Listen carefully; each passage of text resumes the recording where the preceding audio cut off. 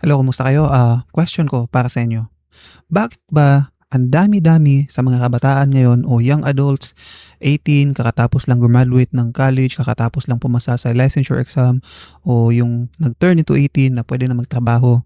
May iba nga na less pa sa 18 nung edad nagtatrabaho na.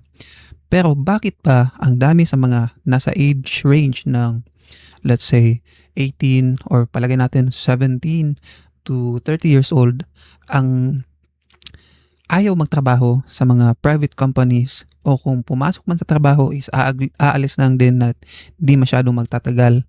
Minsan, isang kontrata lang, 6 months, aalis na sa trabaho, lilipat na naman ng ibang trabaho. May naisip akong tatlong main reason bakit ito nangyayari sa panahon natin ngayon. At ang tatlong ito ay pinakamalaking impacts bakit ito nangyayari. May posible ding ibang mga rason na di ko na masasabi sa inyo kasi nga itong tatlo ang nakikita ko talaga na three main reasons bakit ito nangyayari. I-rank natin ito Simulan ko sa number 3, then yung top 1, yung pinaka-rason talaga na nakikita ko. Number 3 na nakita ko is ang kakulangan sa benepisyo ng mga companies ni private man o government, pero medyo mahirap na di magbigay ng benefits yung government companies o government work kasi nga nasa government sila. Pero may ginagawa naman itong ating gobyerno para ma-less yung benepisyong binibigay nila sa kanilang mga empleyado. Kapag nasa gobyerno ka kasi, ang ginagawa nila is hiring of job orders or yung dati tinatawag itong contractual Pero inalis na itong contractual na ito. Ang pinalit naman ng government natin is ang job order. Same principle pa din. Makakapagtrabaho ka but you are not considered as a real employee of that company.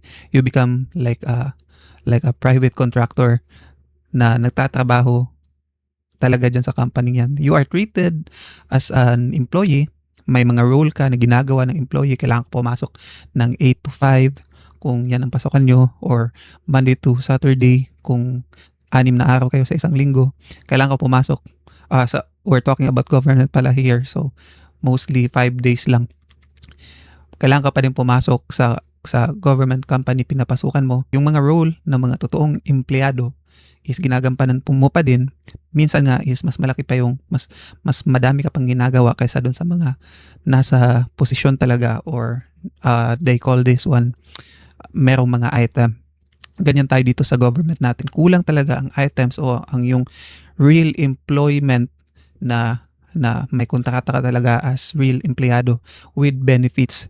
Mostly sa mga Pilipino, lalo na sa mga graduates, specifically teachers, gusto talaga magtrabaho sa government kasi nga makakapasok sila sa DepEd o any government sectors, any profession na pwedeng magtrabaho sa any government sectors. Gusto talaga makapasok sa government as plantilla employee kasi nga maganda ang sahod, and then talagang may benefits ka na matatanggap. So, benefits like SSS, yun, natural na yun. Kalahati nun is babayaran ng company or kung saan ka nagtatrabaho, and then some of those will be paid from your salary. So, yung JO naman, itong ginagawa ng government yung JO naman or job order, or in short, contractual pa din. May kontrata ka lang pipirmahan but wala kang benefits na matatanggap. Sweldado ka pa din, pero kung di ka magtatrabaho sa araw na yon, wala ka talagang sweldo. No work, no pay. I've been in this kind of work setup before na nakapagtrabaho na din ako sa government sector dito sa ating bansa as an architect. And unfortunately, ang napasukan ko is job order lang. Pero ganito nga daw dito sa Pilipinas, or I don't know if sa Pilipinas lang. Ang kalakaran talaga is kailangan mo muna magtrabaho as job order or parang testing kumbaga bago ka makapag-apply as real employee or plantilla or may item ka talaga. Ganito dito sa government.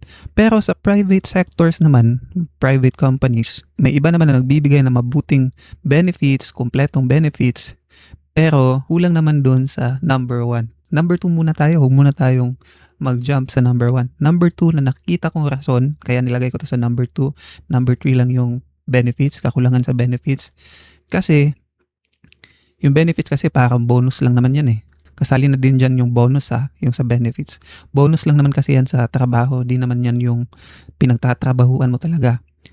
Pero sa number 2 naman, ito is more on social, psychological, or kung ano yung nakasanayan ng magtatrabaho o ng kabataan. Sa mga age range na nasa edad ko like 18 hanggang 30, di pa kasi ako 30, pero malapit na din. Pero sa mga edad na to, unang subok mo talaga ng trabaho is mabibigla ka talaga kasi ganito pala. Ang hirap pala magtrabaho. Kasi bata ka pa, palaro-laro ka lang dyan. Binibigyan ka ng allowance, punta ka ng school, may allowance ka, aral ka lang, and then kung ayaw pumasok, di ka papasok. Punta kang internet cafe, magko-computer shop ka lang, laro lang kayong basketball, o gala kayo ng tropa nyo. Pero pagdating mo ng 18 or pag-graduate mo ng college, yung magtatrabaho ka na, talagang mabibigla ka. Ito yung tinatawag kong conflict dun sa transition. Transition ng nakasanayan mo sa buhay. Kasi nung una, wala kang masyadong responsibilities. And then, kasama na din dito sa transition is yung di mo gusto kung paano yung setup sa workplace na tinatrabahuan mo. Kunyari, masyadong mahigpit yung boss. Kasama na to dito ito yung mga other factors na sinasabi ko. Di mo gusto yung boss, di mo gusto yung HR, di mo gusto yung ka-workmate mo or may issues, iba pang issues. Kasama na din dyan. Kasama kasi siya sa transition na sinasabi ko kasi nga dati wala kang masyadong responsibility. Pero pag pumasok ka sa trabahong yan, is ma-force ka talaga na makisama dun sa boss mo, makisama dun sa HR, sa katrabaho mo. Ipasok mo yung time mo dyan kasi nga bayad yung time mo. Nasa contract na ang time mo is owned by that company. Yung service mo, pag inutusan ka, kailangan mo talagang sundin kasi nga nagtatrabaho ka. Kumbaga, in short, some kind of a slavery form in it. Slavery. Kasi nga slavery, di ba? Nakatali ka. Parang ganito nga din siya. Kaso nga lang, binabayaran yung oras mo, so yan yung return. Pero ang transition kasi, di ka sanay dyan. Di ka sanay sa trabahong yan. Kaya madaming umaalis, kaya madaming ayaw magtrabaho, gusto nilang magtambay. Well, hindi naman ito restricted sa edad lang, age range lang na ganito. Nangyayari din naman to sa ibang edad o sa mga mas matanda or sa panahon dati. Nangyayari din naman to. Pero mostly mas rampant kasi ngayon ito sa panahon natin. Kasi yung kabataan katulad ko na lumaki na meron ng internet, meron ng iba't ibang klase ng entertainment na pwede mong i-spend ang yung time, pwede ka nang gumala. Kasi dati kapag wala ka trabaho, nung wala pang TV, wala pang internet, kung wala kang trabaho, mababagot ka talaga. Gala lang yung gagawin mo, basketball, whatever.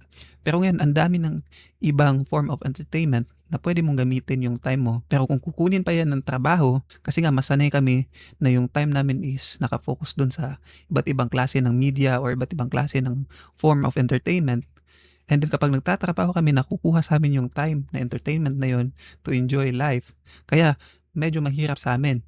Well, nag-a-adjust nga lang yung mga nasa edad ko dahil nga kahit ganito yung nakasanayan namin, kailangan pa din kumita ng pera para mabuhay. Pero punta na tayo dun sa pinakarason talaga na for sure alam nyo naman din bakit hindi nagtatrabaho o umiiwas sa gantong kumpanya, palipat-lipat ng trabaho ang isang young adult is yung pasahod. Kasi ang dami-daming kumpanya, specifically private companies dito sa Pilipinas, ang napakababa ng sahod. Sa Pilipinas may tinatawag tayong minimum wage na pinapatupad ng DOLE, Department of Labor and Employment. Nasa iba't ibang lungsod dito sa bansa, iba-iba naman yung amount ng minimum wage natin. Pero bali ito yung sukatan natin kapag naka-minimum wage, edi okay na. Pero naman, ang daming kumpanya dito sa Pilipinas na minimum wage na nga, napakaliit. Sinabi na nga minimum wage, dinidivide pa ng 2 to 3 ang minimum wage. So ano yun, 100, 150. Ganon kababa. Ang daming private companies dito sa Pilipinas, private businesses na may mga employees, may mga staff, ang di nagbabayad ng minimum wage. Pero pag sinabing minimum, kailangan pang bumaba ka lang talaga sa minimum wage. Kasi sa panahon natin, sa ekonomiya ng Pilipinas ngayon, ang minimum wage ay kulang talaga. Alam ko sa ibang bansa, ang minimum wage earner is considered na talaga yang napakababa. Halos hindi na yan nag-i-exist. Pero sa Pilipinas, kahit nga minimum wage, hindi pa din makamit. So, napakadaming empleyado, napakadaming nasa edad ko, age range ko, ang napakababa talaga ng sahod, di man lang makapatong ng minimum wage. So basically, napakadaming kumpanya dito sa Pilipinas ang lumalabag sa batas ng DOLE, pero patuloy pa rin na nag-i-employ ng mga empleyado kasi nga sa kahirapan ng buhay, marami pa din naghahanap ng trabaho. Kakulangan sa employment opportunities ang isa sa nakikita kong main reason kung bakit ang taas ng crime rate sa Pilipinas. Kasi nga ang crime is mostly motivated ito ng kakulangan sa pera to survive. And yung iba, ginagawa nila, lumalabag sila sa batas, nagnanakaw, pumapatay ng iba, para lang mabuhay. But kung ang job opportunities dito sa Pilipinas is malaki, for sure mababawasan talaga ang mga crime na money related dito sa Pilipinas. Pero ito, I don't wanna blame this one to our government kasi I'm not the person who likes to talk about politics and government. Pero I am aware, I don't wanna blame them. Mahirap talaga ang sitwasyon sa Pilipinas. I wanna blame those companies na nagsisimula ng negosyo, nagpapalakad ng negosyo, kumpanya, pero hindi sinasahuran ng mabuti yung kanilang mga empleyado. Sa panahon natin dito sa Pilipinas ngayon, hindi pa tayo super high technological countries na may mga AI softwares or robotics na tayong gumagawa ng mga manual work ng mga tao. Mga coffee shops, ginagawa pa din ito ng mga tao, mga staff, mga karinderya, mga tindahan, mga basic work na tinatrabahuan ng iba. Hindi ito mga services or workforce na ginagamitan ng technology sa ngayon. Technology meron man pero nasa tools, nasa equipment na kailangan pa din ng trabaho ng isang tao. Hindi makakalakad ang mga kumpanya, ang mga businesses na may mga staff kung walang mga staff, walang mga human na nasa likod niyan. Kailangan pasahuran para magpatuloy. Pero ang ginagawa nila dahil nga lang sa kakulangan, maraming iba na nagtitiis, pero maraming iba na umaalis. Kaya di ko din mablame yung mga kabataan na jump sa kahit saang trabaho. Kasi ako dumaan din ako sa ganito. Ilang kumpanya, ilang businesses, jobs na din ang napasukan ko sa murang edad ko na to. Ang dami ko nang natrabahuan sa profession ko. Kahit sa iba't ibang kumpanya, even government sector. Jump ng trabaho kasi hindi ko makita, hindi ko mahanap yung trabaho na palagay ko I am well paid and I am treated very well. May iba nga na treated ako very well, kaso nga lang kulang yung sahod. Sa panahon natin, kulang ang minimum wage, kulang na well treated ka lang, kulang na pinapakain ka lang ng pizza kapag napakaganda ng performance mo. Kailangan ng real value kasi may real effort, may real work kang binibigay, may real time kang inilalaan sa kumpanyang yan. Hindi ibig sabihin mag-stick ang mga companies na to sa minimum wage. Minimum yan. Ibig sabihin nagpapasahod ka ng minimum, napakababa na ng minimum. Yan ang pinakababa. Minimum. Pero ang ginagawa dito sa Pilipinas, mas bumababa pa dyan. Kaya napakahirap. Yun ang tatlong rason na nakikita ko. Pangatlo, kakulangan sa benefits, mga benepisyo, bonuses, so on and so forth. Pangalawa is yung transition o sabi ko, gaano mo ba kagusto yung tinatrabahuan mo, yung mga kasama mo dyan, yung boss mo, yung HR. Pangatlo is yung sahod. Ito yung tatlong main reason na nakikita ko. Itong pangalawa at pangatlo, pwede to interchangeable to eh. Pero para sa akin, mas rason talaga itong pangalawa bakit ayaw magtrabaho ng mga kabataan ngayon sa mga kumpanya dito sa Pilipinas. Ano bang dapat solusyon ng government dito? Ginagawa ng iba, nagbi-business na din. Yung nasa edad ko, ginagawa nila, nagbi-business na din. Ano pang ginagawa ng iba? Nagtatrabaho para sa ibang bansa. Ang dami na opportunities ngayon, virtual assistant sa iba't ibang countries para nga lang makasahod ng mas malaki compare dito sa Pilipinas. At ang laking tulong talaga nun. Ang iba pumupunta talaga sa ibang bansa, nagiging OFW. Ang iba nagtatayo na ng sarili nilang business, and then pag nagtayo na ng sarili nilang business, nagpapasahod na naman ng napakaliit. Wag po.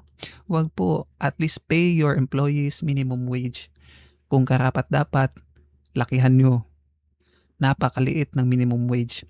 Maraming opportunities pero mas madami ang mga exploiter dito sa Pilipinas. So, yan lang for this topic ngayon. Some random topics na naisipan ko. Sana may natutunan kayo, may nakuha kayong aral. Di naman ito aral, information. But, kung gusto nyo ang ganitong topic, random lang na usapan, please subscribe nyo ang channel ko na to. Manood kayo ng shorts ko at may main channel din ako na Cosmic Flash. Please mag-subscribe kayo doon. I-like nyo yung video na to. Mag-leave kayo ng comment kung ano yung opinion no sa mga sinabi ko. Tama ba? May gusto kayong idagdag. And then, i-ring nyo ang inyong notification bell para malaman nyo pag nag-upload ako ng bagong video tulad nito. So, salamat guys sa panonood and see you sa next video.